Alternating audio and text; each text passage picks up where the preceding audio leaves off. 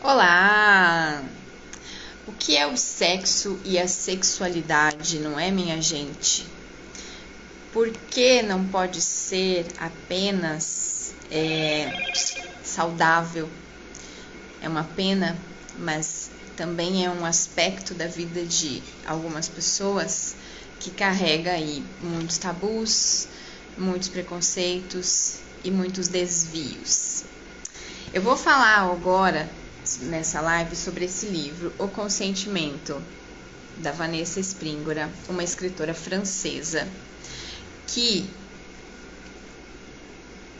é uma menina que teve a coragem de expor os abusos de um escritor consagrado.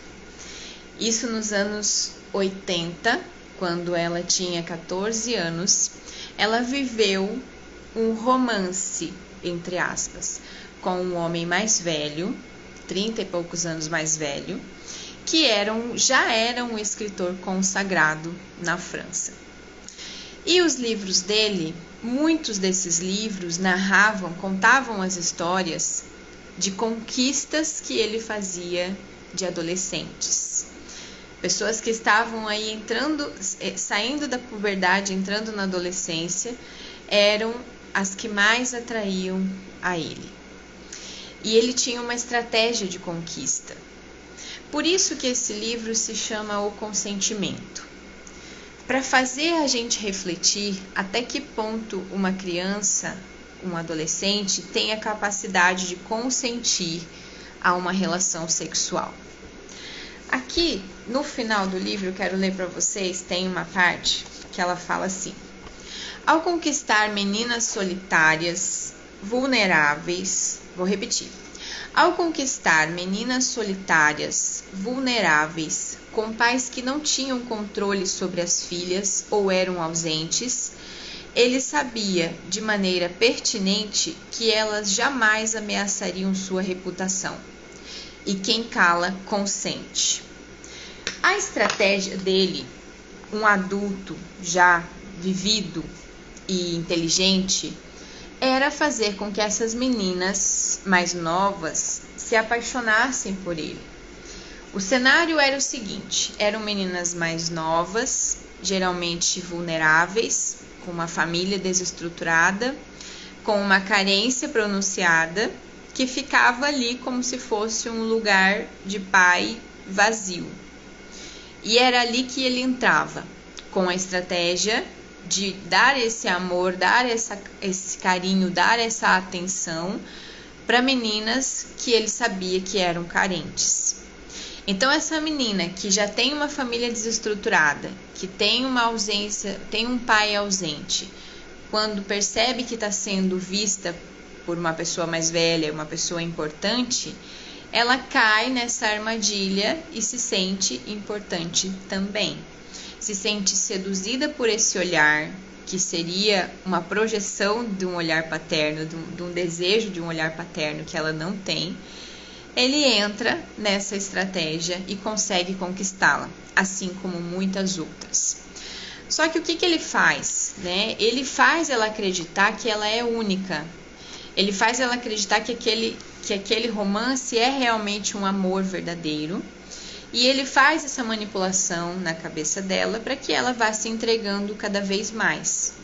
E aí é que a coisa fica séria, porque ela está na idade também de conhecer o próprio corpo, mas o ideal seria que ela tivesse essa descoberta do próprio corpo com alguém da mesma idade, com alguém que está no mesmo nível do desenvolvimento da sua sexualidade. E não com alguém já muito mais vivido, que tem uma inteligência superior e que tem a capacidade de manipular uma criança. Então, como eu estou estudando esse tema, e o meu interesse maior aqui a partir de agora com esse canal e com o canal do YouTube, Mulher Futura, é falar sobre a sexualidade saudável.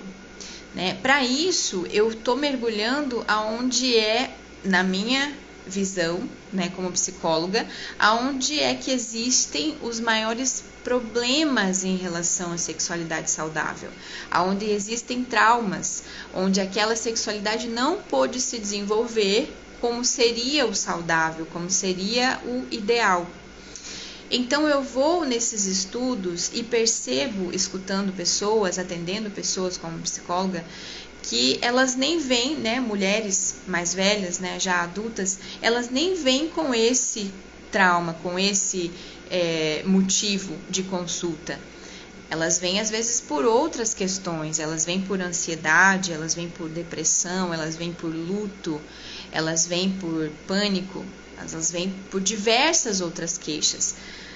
Porém, quando vamos aprofundando a psicoterapia, é muito comum e muito frequente que aconteça um relato de que na vida dela houve uma história desse tipo, na qual ela foi violentada, na qual ela foi abusada por alguém e ela carrega essas marcas ao longo da vida. Nesse livro, O Consentimento, a Vanessa explora essa questão de maneira muito profunda. Ela descreve como ela se sentia, ela descreve a manipulação, mas que naquele momento ela não sabia discernir, ela realmente acreditava que era aquilo, e com uma pessoa estranha, né? Uma pessoa que não é o pai dela, não é o padrasto, não é nenhum parente, é uma pessoa estranha.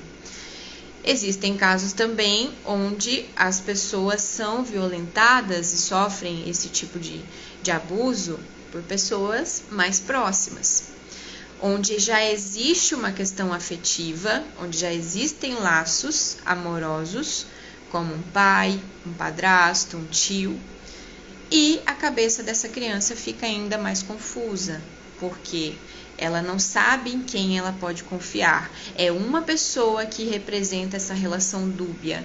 Uma hora é o amor e a proteção, a outra hora é a manipulação e o sexo, aonde não deveria existir. Então, nesses casos, a confusão na cabeça ela é ainda maior, porque existe uma ambivalência dentro dessa mulher em relação a essa figura que representa tanto a proteção quanto a violência dentro de casa. Então, os danos são maiores, são mais graves e precisam de mais carinho, precisam de mais cuidado, precisam de mais coragem para ser tratado. No caso da Vanessa Springora, era um estranho que veio, seduziu e fez ela acreditar que estava sendo um romance mesmo, que estava sendo amada. E como ele fazia ela escrever cartas declarando o amor, fazia assim, incentivava ela a expressar esse amor, incentivava ela a se sentir amada, acolhida, para registrar essas cartas, para que mais tarde, se ele fosse questionado de estar abusando de uma menor, ele mostraria as cartas como prova do consentimento. O que a gente está trabalhando aqui, né, e não só em relação ao livro O Consentimento, mas em relação a essa fase da vida em que uma pessoa não tem a capacidade de consentir, é que esse sentimento de culpa que vai ficando, ele é de uma falsa noção de responsabilidade. A mulher vai crescendo, ela tem essa experiência na infância, ela vai crescendo, vai caminhando para a vida adulta, ela até se desenvolve, ela até tem relacionamentos, ela às vezes casa, às vezes tem filhos, leva a vida para frente. Mas em relação a isso, ela tem uma culpa, ela se impõe uma culpa em retrospectiva, como se naquele momento ela pudesse ter feito algo diferente. Ela se cobra com a consciência de adulta, uma atitude que na infância e na adolescência ela não era capaz de ter. O que a Vanessa faz nesse livro, ela escreve inclusive em primeira pessoa e como se fosse o tempo presente, para se lembrar de como ela se sentia. Então ela coloca relatos do que ela estava sentindo naquele momento, até mesmo como um processo de auto-perdão, assim que eu percebo a escrita desse livro, como se ela estivesse se reconciliando consigo mesma. Vou mostrar a foto dela para vocês. Me diz se vocês estão gostando do tema. Oi, pessoal! Essa daqui é a Vanessa Springora. uma escritora francesa, e ela demorou 30 anos para poder contar essa história.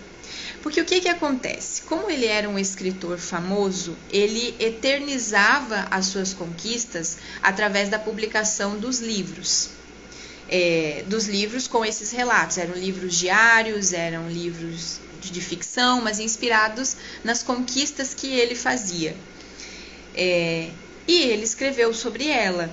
Então ela diz que ficou aprisionada nesse romance que ele escreveu, do jeito que ele quis contar a história, colocando ela nessa situação de cúmplice de um romance que ele arquitetou e iludiu a cabeça de uma menina de 14 anos. Então a escrita desse livro para ela foi um processo também de libertação, no qual ela conseguiu fazer as pazes consigo mesma, se reconstruir como pessoa. Gente, a narrativa é muito séria, porque assim, os danos causados na formação da personalidade de uma pessoa que está ainda se descobrindo como mulher, são imensos os danos causados, porque ele imprimiu sobre ela uma personalidade que ela não tinha, né? Ele impôs sobre ela a narrativa própria.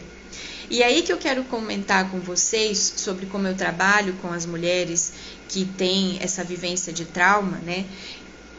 Eu trabalho muito o incentivo à narrativa própria. Assim como Vanessa, na escrita desse livro, O Consentimento, a gente está falando dele aqui, assim como ela conseguiu tomar o protagonismo da sua história, contar a sua versão da história, eu digo que isso é muito terapêutico, não necessariamente escrever. Eu gosto muito da escrita, mas tem pessoas que não têm essa facilidade, né? Mas contar a sua história em primeira pessoa. Se for por escrito, melhor ainda, porque a escrita é algo catártico, né? A catarse é essa descarga de energia que você consegue colocar em algo, né? Em algum trabalho que você está fazendo, em algum objetivo.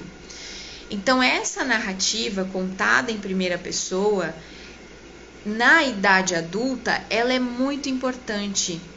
Porque na infância a criança não tem a capacidade de contar o que aconteceu com a inteireza dos fatos e com a inteireza da sua percepção. Porém, ao crescer, né, ao se tornar adulta, essa mulher, principalmente se faz terapia, ela consegue construir a sua narrativa, dar voz a essa narrativa, ao que aconteceu, e assim transformar o seu destino. E assim mudar, né, de ser uma vítima do que lhe aconteceu para ser a protagonista da sua história a partir de agora. E aí, gente, o propósito todo desse canal, né, e aqui e lá no Mulher Futura, lá no YouTube, tem a ver com isso. Porque o que eu acredito? Eu acredito nessa capacidade poderosíssima de superação, que quando incentivada e guiada por uma terapeuta, por uma psicóloga, por alguém que estuda o assunto e sabe o que está fazendo, essa pessoa encontra novos caminhos que antes não estavam disponíveis, por conta da falta da narrativa própria e por conta também da limitação do conhecimento. Gente, infelizmente não é muito incentivado, né, o processo de cura interior pelas pessoas em geral, por conta de um equívoco tremendo, né? As pessoas, na melhor das boas intenções, elas fazem uma tentativa de superação pelo esquecimento. Bom, vai vendo se tem base uma coisa dessa. Aí eu falo para elas assim, que não existe esquecimento diante de uma experiência traumática. Pode esquecer, não tem esquecimento. Não dá para esquecer. O que a gente esquece? Oi, Sheila, obrigada, minha flor. O que a gente esquece? A gente esquece um guarda-chuva quando para de chover. A gente esquece, às vezes, a carteira em casa. A gente esquece o óculos numa outra bolsa. A gente esquece o aniversário de alguém e depois, né, pede desculpas. Mas a gente esquece coisas que não são essenciais sobre nós. A gente esquece coisas corriqueiras do dia a dia por conta da vida de adulto, né? Mas fatores traumáticos, fatos traumáticos, experiências marcantes, não tem como esquecer. Não tem uma borracha mágica, não tem uma máquina do tempo que nos leve até lá e nos faça apagar aquela cena. Eu sempre falo de um filme, eu tô até para assistir ele de novo com meu marido. É O Brilho Eterno de uma Mente Sem Lembranças, no qual os personagens, com a intenção de não lembrar mais daquilo que lhe fazia mal, vão numa clínica especializada em apagar as memórias um do outro. Não sei se é bem assim, mas um deles, pelo menos, quer apagar a memória do outro. Eu sempre uso o exemplo desse filme, Brilho Eterno de uma Mente Sem Lembranças. E aí eu digo, não tem, isso daí ainda é ficção, minha gente. Não sei se um dia, no metaverso, vai existir essa história de apagar os arquivos da memória traumática. Não existe apagar. Portanto, não existe esquecer. Não se esquece algo tão forte, tão pesado, tão marcante sobre a personalidade de alguém. O processo não é o esquecimento, o processo é a superação. E aí que entra a terapia. A terapia que vai promover essa guiança nesse caminho de cura, de autocura, de novos olhares. Eu gosto de chamar de ressignificação também. Porque, em retrospectiva, quando uma mulher se lembra da sua infância, ela sempre vai se sentir pequena no lugar de violentada, de abusada, de aliciada, de seduzida. E se sentindo pequena, ela vai também sempre olhar para o pedófilo, para o abusador, para o predador sexual como grande, como gigantesco, como monstruoso. E aí é essa narrativa que perdura. A narrativa dessa menina, dessa mulher que é menina internamente e que tem medo desse homem e talvez de outros homens e que enxergue todos os homens talvez como maus, como homem não presta, homem é nojento, homem só pensa em sexo. Só que aí, conforme o poder da narrativa é assumido por uma mulher que toma o seu poder de contar a sua história, ela vai olhando para essa história hoje com os olhos de hoje, dessa mulher adulta, dessa mulher futura, que inclusive ela vai se tornar. Não olha mais para a situação pela narrativa do outro e pela narrativa de uma criança, que é muito pequena e o abusador é enorme, é imenso, é gigantesco.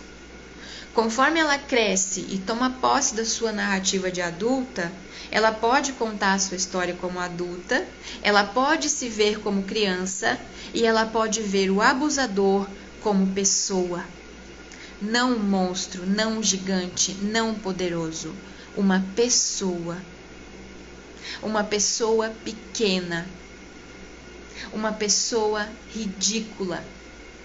Fraca. Um fraco. Um ridículo. Um homem pequeno. Um moleque.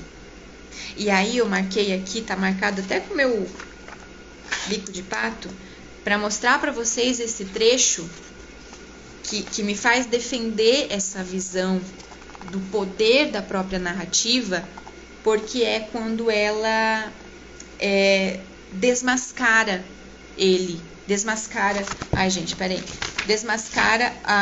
o poder que ele tem, que ele não tem tanto poder assim, tá? Peraí que eu vou achar que não era esse daí era outro. Tá aqui, ó. Provavelmente Vamos lá. Provavelmente hebófilo. Hebófilo é o termo que é das pessoas que gostam de adolescentes, né?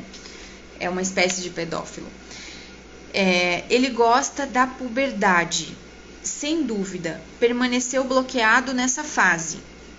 Ele pode ser terrivelmente inteligente, mas o psiquismo é o de um adolescente. E quando ele está com meninas bem jovens, você sabe, também se sente como um garoto de 14 anos. Com certeza é por isso que ele não tem consciência de que está fazendo alguma coisa de mal. Isso foi um diálogo que ela teve com uma outra menina que foi também abusada por ele. Acreditamos que ele fazia a gente se sentir especial, mas ele estava nos usando, talvez sem querer. É a patologia dele que quer isso. Dentre outras coisas que ela fala, assim, para desmoralizar a imagem dele, que quando ela era criança, não tinha experiência sexual, para ela ele era muito. Mas conforme ela foi crescendo como mulher e foi conhecendo o seu corpo, foi conhecendo um homem de verdade, na comparação ela vê que ele é um garoto, que ele tem um desempenho pífio sexual. E aí agora eu tirei aquele que eu tinha marcado. Era uma outra parte importante que eu queria mostrar. Ai, Bianca, olha, achei. Sobre a puberdade, daí pra gente encerrar. Gente, me fala se tá legal, se vocês estão gostando. Eu vi alguns comentários, mas não dei muita atenção, desculpem. Vamos lá. A puberdade e a adolescência, ele tem razão nesse ponto. São momentos de uma sensualidade explosiva. O sexo está em tudo. O desejo transborda, invade, se impõe como uma enxurrada. Precisa ser satisfeito sem demora e só espera um encontro para ser compartilhado. Mas certas disparidades são irredutíveis. É muito diferente, é muito discrepante uma fase da outra, a fase adolescente e a fase adulta. Apesar da boa vontade do mundo, um adulto continua sendo um adulto. E o seu desejo, uma armadilha na qual ele prende um adolescente. Como um e outro podem estar no mesmo nível de conhecimento de seu corpo e de seus desejos? Além do mais, um adolescente vulnerável sempre vai procurar o amor antes da satisfação sexual. E em troca de sinais de afeto aos quais aspira, ou da soma de dinheiro que falta à sua família, ele vai aceitar ser um objeto de prazer, renunciando assim, por muito tempo, a ser o titular, o ator e o dono da sua sexualidade. Perfeito, perfeito. Para mim, essa reflexão de uma mulher adulta